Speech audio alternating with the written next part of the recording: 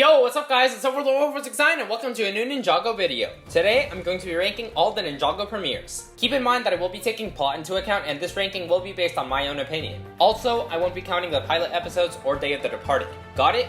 Cool, let's get started. At the bottom of our list, we have Wasted True Potential. Okay, sure, Zane was having nightmares and the ninja team had a major victory against the Oni 6 months prior. But look at them!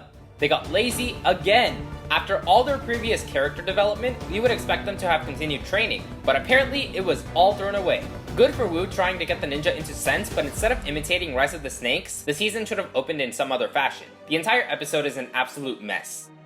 At number 12, we have Darkness Shall Rise. The season 2 premiere was not the best. Sure, we got to catch up with what the ninja were doing post Great Devourer, but all that happened was a scheme by Scales to capture Lloyd. The episode was almost filler, it had just enough plot so it could get the season 2 filler episodes going.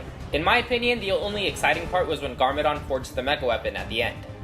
At number 11, we have Infamous. While I appreciated the ninja were famous for their service, did it have to go to the extent it did in this episode? The ninja were acting way too out of character. The popularity getting to their heads was bonkers for me. While it was good that they helped Lil Nelson, couldn't that have been left for later so they could stop Klaus? Sure, season 6 would have never happened, it's not like it did anyway, but this felt way too forced so the plot could continue.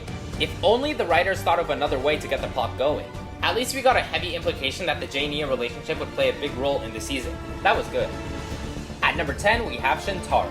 I appreciate the bajillion references this episode has, reminding viewers of the events of seasons 11 and 12, plus we saw the returns of Misako and the Postman. However, while I understand that Wu felt like he was not needed anymore, his funk was way too childish and out of character for him. Additionally, while the Direbat fight was for world building, face it was forced. The episode is an okay start to season 13, but we have definitely seen better premieres. At number 9, we have The Darkness Comes. Much like Infamous, the ninja were being thanked for their dedicated service. I liked how the Oni made their first physical appearances. Making living things into stone statues had a very mature tone, also adding that this was happening in every realm. Additionally, I was happy to see several plot points start, such as Jay wanting to ask Nia to be his Yang, or the tension between Lloyd and Garmadon. However, much like the next episode in the ranking, the episode drags on at times. At number 8, we have The Hands of Time. Catching up with what the ninja were doing after the Day of the Departed, I appreciate the whole episode revolving around the battle between Wu and Acronix, but I felt like it dragged on too much at times. The ninja did not do much in the first half of the episode, but then the second half got a lot better. It was a good episode, though at times it felt boring. At number 7, we have Would You Like to Enter Prime Empire? Coming out of season 11, my hopes were low, but dang, this episode delivered. We dove straight into the plot learning about the mechanics' involvement with Unagami, and eventually Jay enters the Prime Empire arcade cabinet and disappears. Good episode. At number 6, we have The Mask of Deception. 1 year after Wu, Crux, and Acronix were lost in time, we got to see what the ninja were up to. Soon, they reunited, all in their newer movie redesigns, and we dove straight into the plot, learning about the Oni masks, the Sons of Garmadon, the royal family of Ninjago, plus Lloyd's crush for Harumi started. Excellent start to the season. Coming into our top 5, we have Firstborn. Having lost to the Sons of Garmadon, Wu and the 4 original ninja were stranded in the first realm while the rest of the ninja team hit a new Ninjago city. I loved how we got to see how little the ninja had and that everything seemed lost. Great episode. At number 4, we have The Surge. This episode is fantastic in a ton of ways, catching us up on what the ninja were doing post-final battle, bringing us straight into the plot with the digital overlord taking control of machinery in New Ninjago City, meeting Cyrus Borg and Pixel, and the choreography was incredible. The only issue I have, though not at the episode's fault but it still dings it, is that the ninja were teaching kids while they are depicted as teenagers going forward.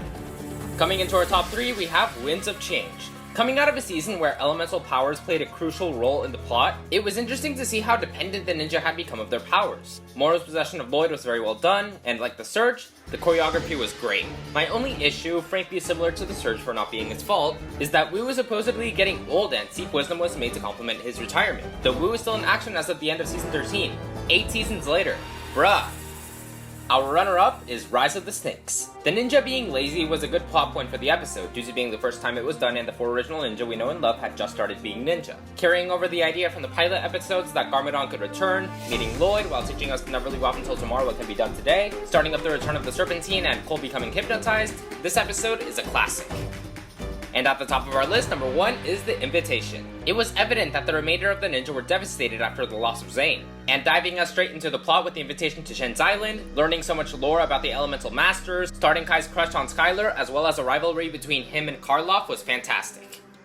What is your ranking for the Ninjago premieres? Let me know in the comments. Thank you so much for watching, everyone, and I will see you in the next video. Peace!